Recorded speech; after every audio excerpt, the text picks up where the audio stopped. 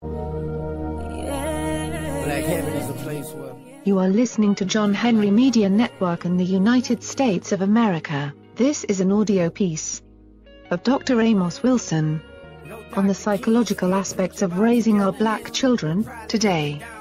Don't forget to follow us, share us, leave a comment and download episodes. Remember, this is the right place to hear very powerful messages and music for Black America.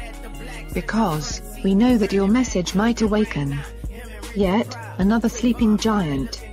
So, contact us today at jahu.enterprises@yahoo.com. I say again, that's jahu.enterprises@yahoo.com, and get your music, message or information heard by millions for a generous donation today.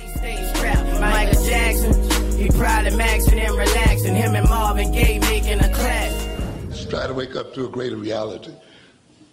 To bring about, I indicate when I talk about black children and why I talk about a psychology of the black child. I mentioned the fact, as I mentioned earlier, that the history of black people are different, therefore the psychology of black people is different. Consequently, if you're going to understand the psychology of black children, you have to understand the history of black people. And therefore, as I stated to you earlier, you cannot go into European psychology to deal with the psychology of black children. That's one reason why I wrote the developmental psychology of the black child. The other reason, of course, was the fact that the black child's body is not a duplicate of the European child's body. We are not colored people who are merely different according to the color of our skin. It's more to it than that, ladies and gentlemen. Your children represent the oldest race on this earth, the mother and father of all other of the races. They represent, as I told you earlier, that total history, their bodies as such. So they are not duplicates of white children. Under other circumstances, I pointed out how they're born intellectually more advanced than is a white child. They do things on their first day of life, the second day of life, that it takes a white child 6 or more months to do. They come out with the brain that, if you test it through EEG and other methods, demonstrates very clearly that they're more intellectually advanced than those of white children. You must understand, history is not merely something that happens to people. It becomes a total part of their body and their existence. And you must understand that history to understand your children. And it's the failure to understand that. I also demonstrate that history is not something that just occurs. We must study psychohistory. That is the psychological results of undergoing historical experiences. And to a very great extent, the problems with the education of black children, the crack epidemic, and all of these other things we complain about day in and day out, are the result of a psychology that flows from a particular type of historical experience. You have a school system that is based upon the psychology of white children and white people. And you're trying then to educate your children on the basis of that system. They are bound to fail. The very structure of this college itself is based upon a white model, and therefore it has a built-in failure mechanism for you, one way or the other. Because you don't understand that your historical experience has changed the very way you think. Your very style of thinking, your very style of learning, your very style of relating one to the other has been transformed by your historical experience. You must understand. When you go into your psychology classes, you must understand that in order for the European to maintain his rulership over the world, even though he's 10% of the world's population, he must keep black people in a particular state of mind. It is necessary that you be backwards. It is necessary that this room be sparsely attended today, as it is with the College of the South.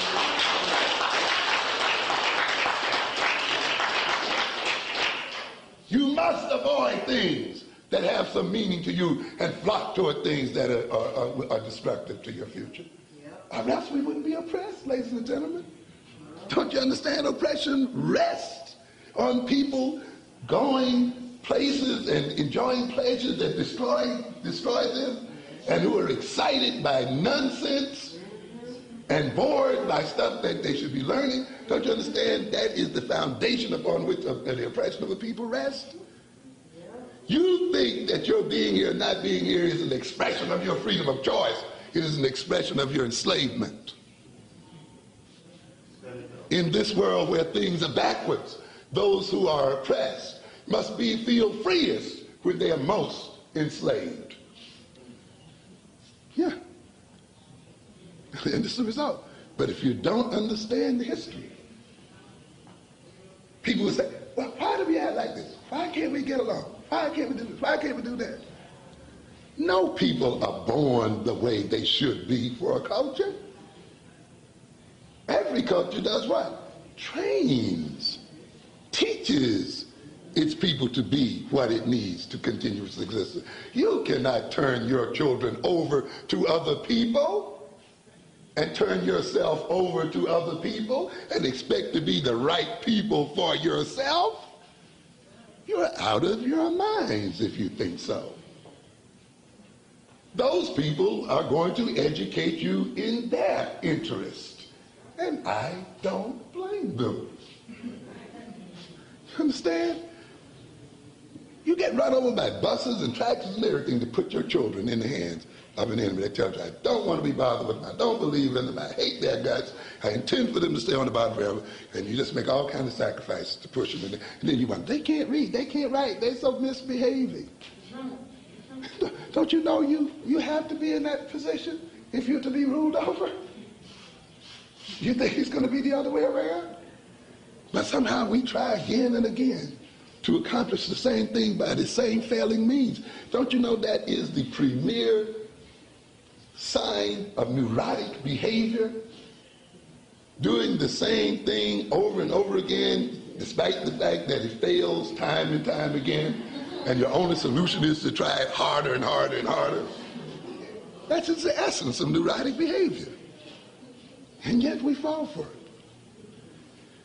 Every maladjustive characteristic that you find in the black personality, the inability to get along one with the other, the inability to be reliable in our relationships one to the other, the inability to trust each other, you see, the inability to really love each other well and deeply, the lack of self-confidence, the lack of self-acceptance, the rush we get from buying from other people other than ourselves and so forth.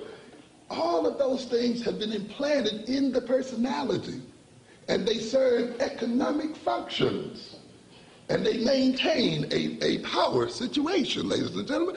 They are not things that just happen to be in your personality. They have been instilled through a historical brainwashing into the personality. So that people can say, well, you're free to develop businesses, you're free to do this, but the problem is you don't trust each other enough, you go through it, so you can't pull it together. And you have to understand then that a black psychology, an African American psychology, must begin at the political necessity for African Americans to be crazy, not with Pavlov's dogs. You must understand that even the demonstration of psychology in terms of dogs is a political game, right? You think when Skinner writes about rats and cats and rats and things like that, he's being non-political? Got another thought comment. You have to recognize that you are the rat. You understand? That your ghettos are the Skinner boxes. That the relationship between the experimenter and the rat is a power relationship. And the rat is conditioned because of the differences in power between the rat and the man. And that the rat becomes conditioned and changed as a result of the fact that the man has control of vital things in his life. And if you think you can let another people feed you and water you and clothe you and hire you and so forth, and they not transform you like that rat, you got another thought coming. And if you don't learn that in your psychology class, you are being made dumb.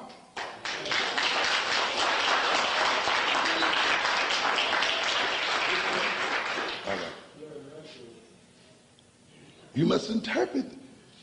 Looking at that rap must be done poetically.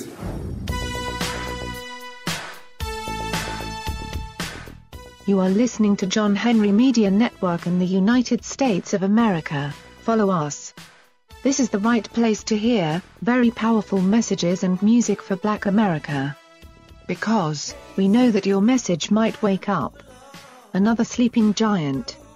So, contact us today at jahu.enterprises@yahoo.com. I say again, that's jahu.enterprises@yahoo.com, and get your music, message or information heard by millions by providing a generous donation today.